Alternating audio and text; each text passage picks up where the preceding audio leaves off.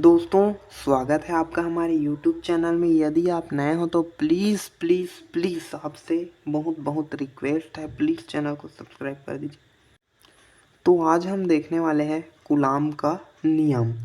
दोस्तों, कूलाम का नियम क्या कहता है, इसको यदि आपको क्वेश्चन पूछ दे कि कूलाम का नियम बताइए, तो आपको क्या बताना है, देख लीजिए। दो स्थिर बिंदु आवेशों के मध्य बल लगने वाला बल उन आवेशों के परिमाणों के गुणनफल तथा उनके बीच की दूरी के वर्ग के व्युत्क्रमानुपाती होता है। समझ नहीं आ रहा होगा, कोई दिक्कत नहीं, आसानी से समझ जाओगे दोस्तों। थोड़ा सा ध्यान दीजिए, आसानी से समझ जाओगे। मैं बिल्कुल आसानी से समझा रहा हूँ, आपको एकदम निश्चित होकर समझिए। ठीक, यहाँ पे देख लीजिए। सबसे पहले दो स्थिर बिंदु आवेश एक और ये क्या है, दो। ठीक, दो स्थिर बिंदु आवेश के मध्य मतलब बीच, चलो मान लीजिए ये। ठीक, दो स्थिर बिंदु आवेशों के मध्य लगने वाला बल। अब इनके मध्य जो बल लगेगा, जैसे कि ये क्या है, प्लस क्यू और ये क्या है, माइनस क्यू। अब ये दोनों एक दूसरे को क्या करेंगे, आकर्षित करेंगे। ये इसको खींचेगा, ये इसको खींचेगा। ठीक, तो इसी को मतलब यहाँ पे जो बल लगेगा, ठीक, लगने वाला बल उन आवेशों के परिमाणों के गुणनफल। अब आवेशों के परिमाण ये क्या बोल रहा है, समझ नहीं आ रहा है। देखिए, ये आवेशों के जो परिमाण है इसी को बोलते हैं, इसी को। ठीक, तो परिमाणों के गुणनफल। अब गुणनफल मतलब गुणा में रहेगा, मतलब Q1 Q2 गुणनफल तथा उनके बीच की दूरी के वर्ग के व्युत्क्रमानुपाती। अब देखिए, F जो है ये ऐसे रहेगा। ठीक, F प्रोपोर्शनल Q1 Q2, इसको अनुक्रमानुपाती या प्रोपोर्शनल पढ़ते हैं। यदि आप कक्षा 12वीं में नए स्टूडेंट हो तो आपको मैं बता दूं। ठीक, अब हमारा दूसरा क्या बोल रहा है, गुणनफल तथा उनके बीच की दूरी के वर्ग के व्युत्क्रमानुपाती। दोस्तों, इसको आपको याद करना पड़ता है। ठीक, उनके बीच के दूरी क्या बोल रहा है, बीच के दूरी। मान लीजिए इनके बीच के दूरी, और फिजिक्स में ज़्यादातर मानना ही पड़ता है, नहीं मानेंगे तो काम हमारा नहीं बनेगा। ठीक, तो मान लीजिए किनके मध्य, दो बिंदु आवेशों के मध्य की दूरी कितनी है, r। ठीक, अब उनके बीच की दूरी के वर्ग, यदि आप इसको समझ जाओगे तो आप इसको ना याद करने की आवश्यकता नहीं पड़ेगी। ठीक, आप ऐसे ही बोल लोगे। उनके बीच की दूरी के वर्ग मतलब स्क्वायर। अब स्क्वायर क्या है, कितना दूरी है, r दूरी, r। ठीक, r दूरी है और इसमें स्क्वायर लग जाएगा। उनके बीच के दूरी के वर्ग के व्युत्क्रम अनुपाती। दोस्तों, व्युत्क्रम अनुपाती मतलब इसमें बटा लग जाता है। ठीक, 1/। ओके, यदि अनुक्रमानुपाती बोले तो यहाँ पे ये सीधा ऐसे रहेगा, और व्युत्क्रमानुपाती बोले तो यहाँ पे बटा लग जाता है। ठीक, अब देखो, मैं इसका जो गणितीय व्याख्या आपको इधर भी बताया हूँ। मान लो Q1 Q2 परिमाण के दो बिंदु आवेश एक दूसरे से r दूरी पर स्थित है। एक दूसरे से r दूरी पर स्थित है। ठीक, यहाँ पे इसकी जो दूरी है वो r दूरी, Q1 और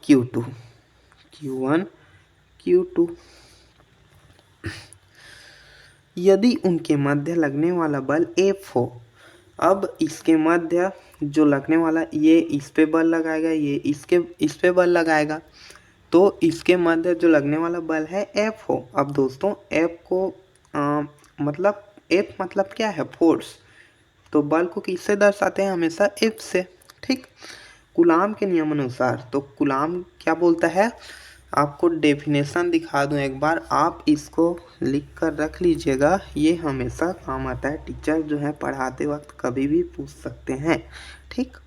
तो आप एकदम रट लीजिए। दो स्थिर बिंदु आवेशों के मध्य लगने वाला आकर्षण प्रतिकर्षण बल उन आवेशों परिमाणों के गुणनफल। दोस्तों मेरे को याद है इसलिए मैं ऐसे बता रहा हूँ, लेकिन आप भी याद कर लीजिए, ठीक।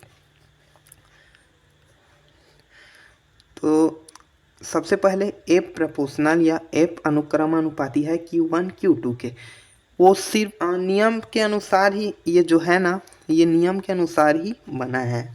जैसे कि मैं आपको दिखा दूं, देख लीजिए। दो स्थिर बिंदु आवेशों के मध्य लगने वाला बल उन आवेशों के परिमाणों के गुणनफल, ठीक। क्या बोल रहा है, इन आवेश, ये जो आवेश है उसी के गुणनफल। गुणनफल मतलब ये दोनों गुणा में है, ठीक। ये दोनों क्या है, गुणा में है। तथा अब यहाँ पे व्युत्क्रम अनुपाती, ये जो दूरी रहेगा उसी के वर्ग। वर्ग मतलब इसके ऊपर में जो है 2 लग जाता है। यहाँ पे देखो r में 2 लग गया स्क्वायर, अब ये बटे में आ जाता है 1 बटे के रूप में, ठीक। तो इसे क्या बोलेंगे, व्युत्क्रम अनुपाती। सिंपल है।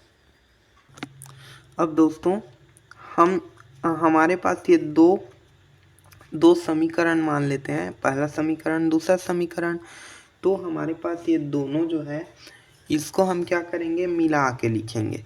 ये पहला और दूसरा दोनों को मिलाकर लिखने पर ये एफ जो है वो 1 हो जाएगा, ठीक। एफ, अब ये प्रोपोर्शनल Q1 Q2, ठीक। Q1 Q2 आ गया यहाँ पे, और नीचे में क्या है आर स्क्वायर, तो आर स्क्वायर आ गया। अब क्या होता है, ध्यान से समझिए। एफ बराबर, अब यहाँ पे जो है नए स्टूडेंट इनको नहीं जानते, ठीक। तो यदि आप नए स्टूडेंट हो तो थोड़ा सा इसे समझ लीजिए। ये प्रोपोर्शनल या अनुक्रमानुपाती या व्युत्क्रमानुपाती का चिन्ह यदि बराबर में बदलता है तो एक नेतांक लग जाता है, ठीक। देखो यहाँ पे जो k है ना, वो यदि इसको बराबर में बदलते हैं, ठीक, तो k लग जाता है। ओके, समझ आ गया होगा ये k कैसे आया। इसको बराबर में बदले तो k आ गया, और Q1 Q2 बटे आर स्क्वायर सेम का सेम आ गया, ठीक।